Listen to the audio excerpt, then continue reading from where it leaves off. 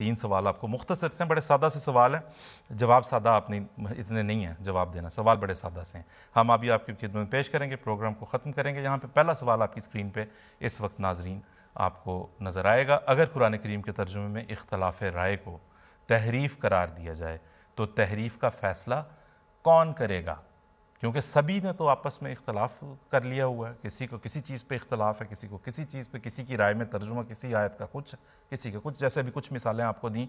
तो फिर कौन फ़ैसला करेगा?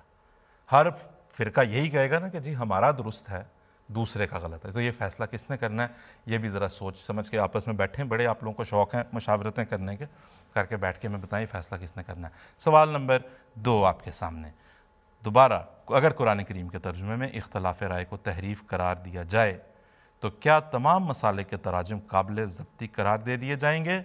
अगर नहीं तो क्यों नहीं भाई? हमारे तो आपने इसी इख्तलाफ की बुनियाद पे तो आप कहते हैं जी ज़ब्त कर लो, शाया ना करने दो, ये ना करो, वो ना करो, जेलों में फेंक दो उठा के, जिसने ये भी ये कुरान अपने पास रखा। आपके मानवी इख्तलाफ की वजह से क्यों ज़ब्त नहीं किए जाएंगे? क्यों आपके खिलाफ कानूनी चाराजोई नहीं हुई? सवाल नंबर 3 आपकी स्क्रीन पर, क्या हमारे मुखालिफिन कोई एक तर्जुमा कुरान करीम का ऐसा पेश कर सकते हैं जिस पर तमाम उम्मत मुस्लिमा को इत्तफाक हो? तो प्लीज़ हम बड़ी शिद्दत से मुंतज़िर हैं जनाब, आप जो उम्मत मुस्लिमा का नाम लेते हैं ना इतने फ़ख्र से, कोई एक तर्जुमा हमें बता दें कि ये तर्जुमा है जिसके ऊपर तमाम उम्मत मुस्लिमा को इत्तफाक है। हमारी quest@mta.tv हमारे राब्ते की तफसील प्रोग्राम के दौरान भी आती रही है, अभी भी ज़रा प्लीज़ अगर दिखा दें कंट्रोल रूम वाले तो देख सकें कि हमारे नाजरीन नोट कर लेंगे। quest@mta.tv।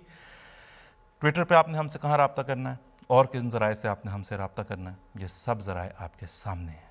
हम आपके जवाबों का इंतज़ार करेंगे। दावे ना करें खड़े होकर इधर उधर मेलों ठेलों और कॉन्फ्रेंसों के अंदर, जवाब दें, भेजें यहाँ पे जवाब, फिर इंशाल्लाह उसके ऊपर बात होगी। इसके साथ ही नाजरीन हम आपसे इजाज़त चाहते हैं। अस्सलाम वालेकुम व रहमतुल्लाहि व बरकातहू।